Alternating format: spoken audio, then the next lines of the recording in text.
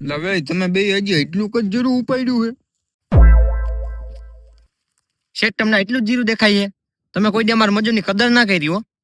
ગમે એટલું કામ કરી દી તમને અમે.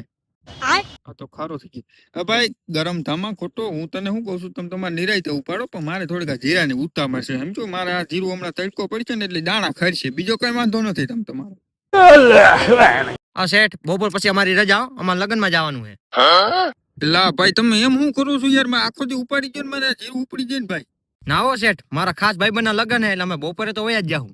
લા ભાઈ તમારા ખાસ ભાઈબંધના લગ્ન છે એ વાત હાચી, પણ મારું આ જીરું બધું ખરી ગયા યાર. આમ તો આ હુકાઈ છે તે આવ.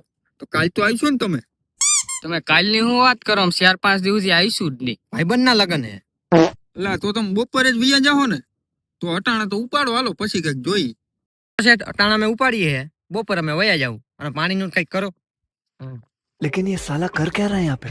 હા તો રેડી હાલો ને ઉપાડે રાખો ને. શેઠ તમારે જીરું ખરી જાય છે. આજે આખો દી ઉપાડી પાછું કાલે ઉપાડી લેવું. લગન તો ભાઈબંધના પાછા થાય.